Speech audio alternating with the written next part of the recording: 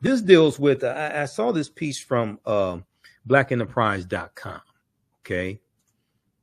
A very good article. This deals with how a new book reveals how the U.S. stole $600 billion from African Americans through unfair taxes post-slavery, unfair taxes after slavery ended. And I want to go to this article here. Let's see. Okay, let's close out this ad. Okay, a new book reveals how the U.S. stole $600 billion from African Americans through unfair taxes post-slavery, after slavery ended. And I've talked about this topic before, and I've talked about how there was an article from the Washington Post that dealt with how African Americans are overtaxed when it comes to property taxes by 13%. Historically, this is one of the ways that land was stolen from us, over assessing property value. Okay, over assessing, I should say, property tax responsibility, and then we can't pay the taxes. Then we lose our farm, lose our land. So this article is from April 24th, 2024. Andrew W. Carl, K-A-H-R-L, Andrew W. Carl, a professor of history and African American studies at the University of Virginia, put extensive research in his new book, which describes how U.S. bureaucracies created the nation's ongoing racial wealth gap by implementing a system of highly unjust municipal and state taxes. A system of highly unjust municipal and state taxes. Bloomberg reported the black tax, 150 years of theft, exploitation, and dispossession in America is the name of the book. Bloomberg reported that this book shares statistics, studies, and tales of African Americans being cheated out of land ownership, and pushed into poverty by racist laws and practices dating back to the Jim Crow era. Now, racism is a system of advantage and privilege distributed based upon race. Racism is not about calling people racial epithets, calling people racial slurs. That's bigotry. Racism is the power structure. Racism is a system of advantage and privilege distributed based upon race, which comes out of the ideology of European white supremacy.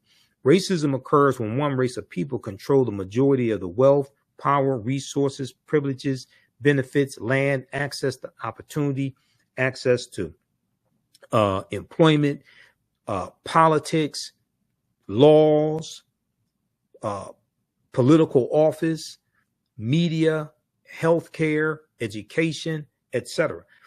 And this is designed to marginalize and subordinate and do harm to another race of people. This is what racism is. And this comes out of the ideology of European white supremacy. Okay. So this is totally different than calling somebody racial epithets. That's bigotry. Racism is the power structure. Quote, this history sheds new light on the forces generating economic inequality in America. The forces generating economic inequality in America and the racial character of those inequalities, Professor of History and African American Studies Andrew H. Carl said. The book pairs personal stories with rich details about municipalities nationwide that used complex tax collection to fund distribution to white land and property owners. Okay. Details about municipalities nationwide that used complex tax collection to fund distribution to white land and property owners and the economic dynamics spanning over a century of the United States history. Starting in the late 19th century, the late 1800s, and early 20th centuries, early 1900s, unfair tactics were used to doubly disadvantage Black landowners by artificially inflating property value estimates for tax collection. Artificially inflating property value estimates for tax collection, overcharging them for their land, and exploiting their inability to pay as a means to seize their properties. Historically, this has been one of the ways that our land was stolen from us. Examples include Anthony Fleming and J.R. Rooks, two Black men forced off their farmland by white supremacist mobs who went on to establish a town with the goal of enabling Black Americans to own land. By 1911, Edmondson, Arkansas encompassed 30 square miles of stores, a bank, a hotel, and a post office for local Black homeowners. However, 20 years later, the town was no more after white plantation owners plotted to seize the land by imposing taxes on lots the Edmondson, Arkansas residents were unaware of. Once the residents failed to pay the taxes they had no clue about, the plantation owners seized the land. It was deeded over to one of the plantation owners who had concocted the scheme and demolished all of the buildings. In 1920, Hillary Thomas Stewart, Hillery, Hillary Thomas Stewart Sr., lost 24 acres of land in a tax sale, quote, under dubious circumstances. After the great-great-grandfather of George Floyd failed to pay $18.83 in taxes. George Floyd, who was killed May 25th, 2020 in Minneapolis, Minnesota. Okay. In 1920, Hillary Thomas Stewart Sr. lost 24 acres of land in a tax sale under dubious circumstances after the great-great-grandfather of George Floyd failed to pay $18.83 in taxes. Losing the land forced the Stewart family into poverty. When looking at the 11 million acres of land taken from African Americans, it equates to $326 billion in today's dollars. Not to forget the millions in taxes African Americans have overpaid for a century. The millions of dollars that African Americans have overpaid over a century.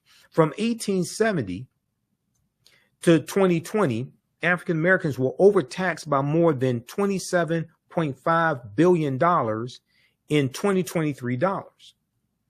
Professor Andrew Carl doesn't just focus on the grim findings, but he does share possible solutions to making up for the century of financial oppression against the African American community. He suggests the establishment of a federal fiscal equity program that mirrors Canada's approach, where funds are allocated to local governments based on their needs.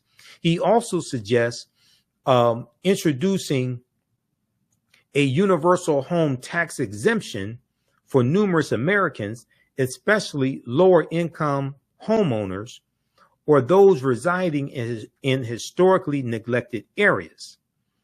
Another option would be to impose taxes on the wealthiest individuals in the U.S. Professor Carl says this is the past that we live with today. This is the past that we live with today. but it does not have to be our future.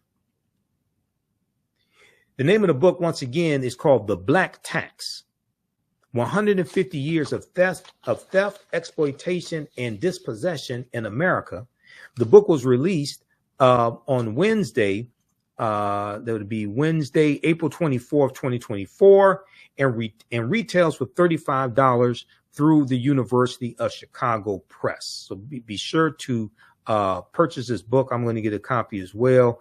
Purchase this book. Read this article from blackenterprise.com. New book reveals how the U.S. stole $600 billion from Black Americans through unfair taxes post-slavery. Now, we've talked about this tax scheme before here on the African History Network show. And there's an article from the Washington Post that deals with how historically African Americans have been overtaxed when it comes to property taxes. This piece right here from WashingtonPost.com: Black families pay significantly higher property taxes than white families, new analysis shows. Black families pay significantly higher property taxes than white families, new analysis shows. Unfair property assessments led to widespread overtaxation of Black Americans' homes. Now, we saw the same thing here in Detroit, okay, where homes in Detroit were overassessed by $600 million in property taxes, and many African Americans lost their homes. This piece right here is from July 2nd, 2020 by Andrew Von Dam, okay, for the Washington Post. And in this article, it says, state by state, neighborhood by neighborhood, Black families pay 13% more in property taxes each year than a white family would in the same situation. A massive new data analysis shows. Black-owned homes are consistently assessed at higher values relative to their actual sale price than white homes, according to a new working paper by economist Troop Howard of the University of Utah and Carlos Avenancio Leon of Indiana University. African Americans have long said they bear a disproportionate burden for taxes that support local police, schools, and parks, but nationwide measures of this type of systemic racism are hard to come by.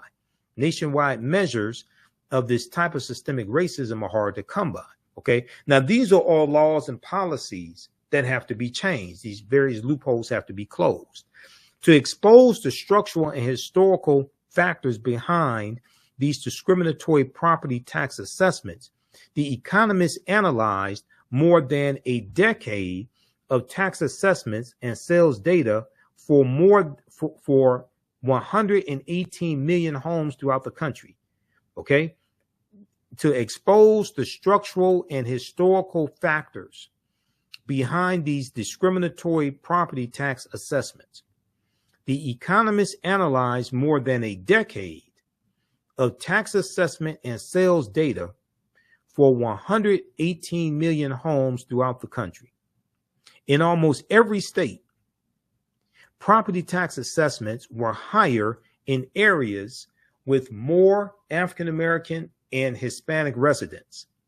In city after city, the authors show it is not just differences in the buildings or land, but also the racial composition of the neighborhood that matters.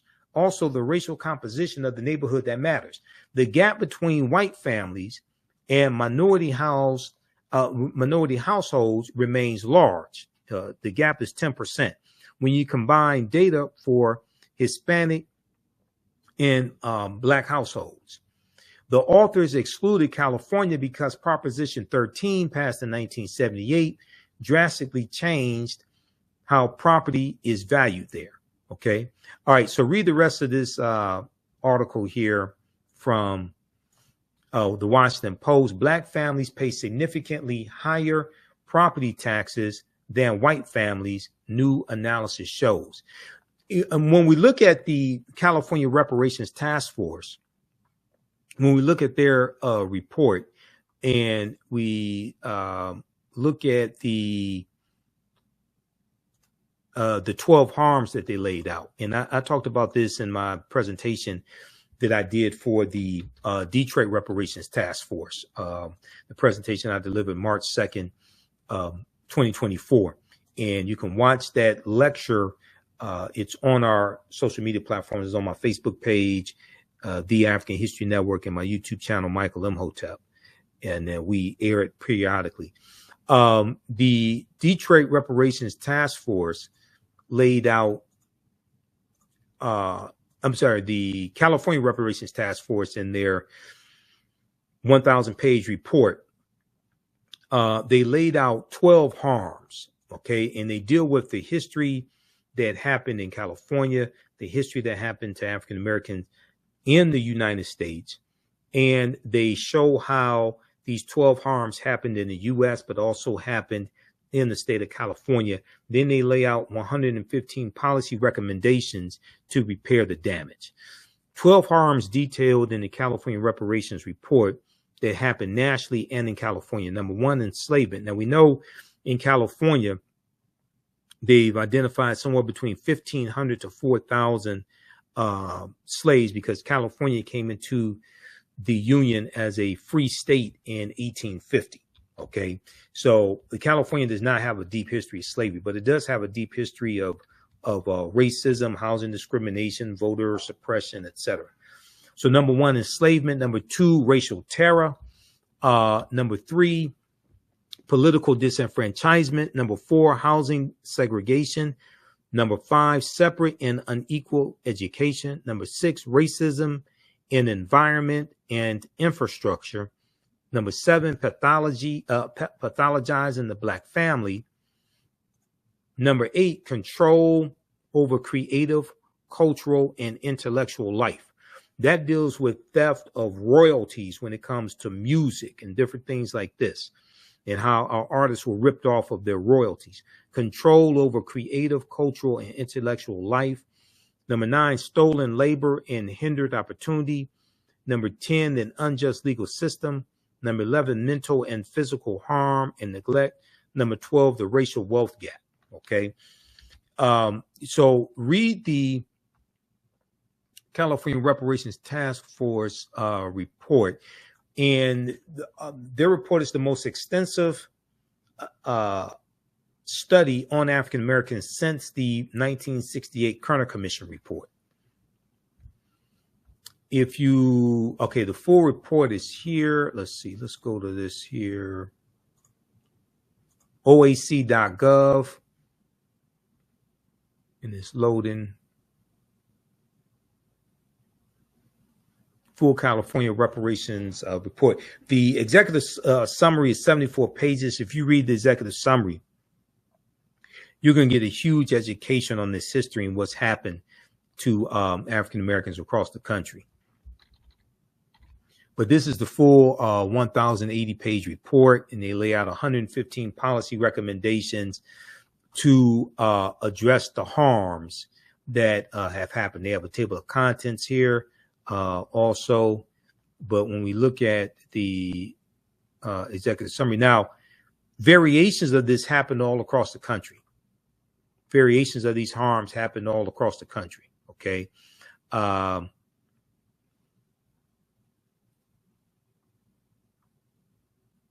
So you can take these 115 policy recommendations. What needs to happen is really we need to shift the focus from talking about slavery in 400 years, shift the focus talking about that to present day structural inequities, and deal with the laws and policies put in place that created those structural inequities. And then trace that back to the legacy of slavery if it dates back to that, but definitely it'll probably go back to the Jim Crow era, et cetera, early 1900s. And take these 115 policy recommendations and create versions of this at the federal, state, and local levels to start repairing the damage that's happened to us, okay? So we're going to have to, that is something that is much more doable and you can actually get put in place than thinking that you're going to get $27 trillion or 14 trillion, or that's not going to happen. And I told you, based upon Title VI of the 1964 Civil Rights Act, non-discrimination federally assisted programs, race-based policies are illegal at the federal level also. And very few people know that or actually want to acknowledge that. Okay, so this is why now in California, you have a similar law. So this is why in California, any type of reparations that are going to be distributed is going to be based upon lineage, because race-based policies in the state of California are illegal also. And they want to make sure, the California Reparations Task Force, they want to make sure that any laws that get passed, anything that gets put in place, they want to make sure it doesn't get struck down in court, because they know there are going to be legal challenges. If we look at this slide here, California's unprecedented reparations report details 150 years of anti-Black harm. 150 years of anti-Black harm. The report finds that the damage to Black communities is extensive, and that a variety of intentionally crafted policy, judicial decisions, and racism by private actors has created a widespread exclusion of African Americans that has not been sufficiently addressed at any level of government. Quote, almost 150 years of active, conscious federal, state, and local government action and neglect of duty have resulted in compounded harms that are unique to African Americans, the authors wrote in a draft reviewed by NBC News prior to its release. Okay, read this article from NBCnews.com, June 1st, 2022. This is when the preliminary, their 500-page preliminary report came out. Okay, so read that article there. California's unprecedented reparations report details 150 years of anti-Black harm. Okay, so hopefully you learned a lot on today's show. If you'd like this type of information, you can support the African History Network, $ the AHN show through Cash App, $ the AHN show through Cash App, also through PayPal, paypal.me/the AHN show. Visit our website, AfricanHistoryNetwork.com. We have the information there as well, and register for the online history classes that I teach. If you like this type of information, visit our website, AfricanHistoryNetwork.com, AfricanHistoryNetwork.com. You can register for this full online course, and it's 10 multi-week sessions, okay? And we have a few more sessions left. Now, we do the sessions live. All the sessions are archived and recorded. So our next sessions are today, June 1st. We're going to start up in a few minutes as soon as I finish this broadcast. So you can join us at our online school. This is taught at our online school, the African History Network online school, June 8th and June 22nd, 2024. All right. And here's the flyer as well. The classes are on sale, $60, regularly $130. We do the sessions live. All the sessions are archived and recorded. As soon as you register for this course, you can go back to class number 1. You can watch all the class sessions. They're archived. I do a PowerPoint presentation. We have book references, articles, video clips. I show you excerpts of interviews I've done with many of our scholars as well, like Professor James Small and Tony Browder and Runoko Rashidi, etc. You can look at our class lesson plan here as well. I've been teaching this class on and off since 2007. I've been studying history 34 years. I put together an extensive class lesson plan that takes you through each class session to show you an outline of the type of content that we cover. You can download the class lesson plan as well to help you in your studies, help you in your research also. Okay, we have a preview of the class here as well. And then my second class that starts up. Now we got information for my my online show, my radio show, the African History Network show as well. Facebook, YouTube, download the iHeartRadio app. You can listen to podcasts also. But my new class starts up class number 1 starts up Sunday, June 23rd. Black resistance movements from the Haitian Revolution, U.S. Civil War, Civil Rights Movement, and Black Power Movement, 1800 to 1968. Now, this is a fantastic class, and this class actually helps us to understand what is taking place right now in America with the attack on diversity, equity, and inclusion, with the attack on critical race theory, with the attack on voting rights, anti-Black laws being passed, all of this. This class right here, and I developed this class. I first started teaching this in late 2021. And I created this class because what I realized was the first class that I taught, I had so much information to cover. I did not have a chance to really dig in deep into this period of history from 1800 to 1968 to understand what leads to the U.S. Civil War taking place, what happens during the Reconstruction era, 1865 to 1877. We look at policies like the Missouri Compromise of 1820. We look at the Haitian Revolution. Okay, 1791 to 1804. And we start with the Haitian Revolution and the Louisiana Purchase of 1803, because those two events are connected. Okay, the Louisiana Purchase, the reason why, one of the reasons why it took place was because of the Haitian Revolution and Napoleon Bonaparte and the French getting their behinds kicked by the Haitians. Okay, so we take you through our history and look at this history chronologically. All right, so we look at the Missouri Compromise. We go look at the Mexican-American War, 1846, 1848. Treaty of Guadalupe Hidalgo of 1848, which is how the U.S. gets California, Arizona, New Mexico, Colorado, Utah, and Nevada. Okay, this is how they get all of this territory. And we see what leads to the U.S. Civil War taking place. South Carolina is the first state to secede from the Union, December 20th, 1860, 6 weeks after Abraham Lincoln becomes president-elect. And you have them, the South thinking that Lincoln is going to free the slaves. So we look at the U.S. Civil War. We look at the Reconstruction era, 1865, 1877. And African Americans get voting rights. You have the 13th Amendment, 14th Amendment, 15th Amendment to the U.S. Constitutions. And then we see with the Compromise of 1877, we're going to see a lot of those rights reversed. And we see an attack on voting rights today, continuing the attack on voting rights and rights that African Americans were given that took place during the Reconstruction era. We see that we can draw a straight line from the January 6, 2021 insurrection that took place, not just because of the election of Biden Harris and the big lie being pushed. That's part of it, but also January 5th, 2020, January 5th, 2021, the day before the January 6th election, you had the special Senate election in Georgia, a former Confederate state, where Senator Raphael Warnock, the African-American man, won his reelection to the U.S. Senate. And you had Senator John Ossoff, who's a Jewish man. He won, and a Democrat, he won his senatorial election.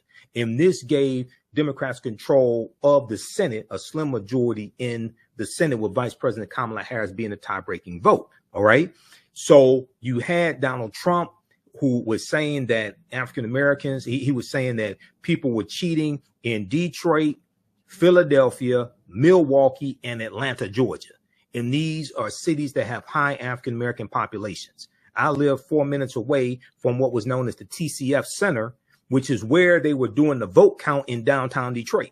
Okay, I saw I saw the protests going on outside and how you had these Trump supporters out there. Okay, you can draw a direct line from the collapse of Reconstruction and the political violence that helped bring an end to Reconstruction and what's taking place right now. Okay, so we deal with this in these two classes. Visit our website, AfricanHistoryNetwork.com, AfricanHistoryNetwork.com. You can register for these classes right now. You can join us in class today, because we have a few class sessions left of my main class that I teach, called Ancient Kemet, one of the original names for Egypt, the Moors, and the Ma'afa, Understanding the Transatlantic Slave Trade, what they didn't teach you in school. Okay. So it's on sale $60, regularly $130. Like I said, we do the click right here to register here. We do the sessions live. All the sessions are archived and recorded. You can go back and watch it anytime. The content is PG-13, so you can use this content with your children.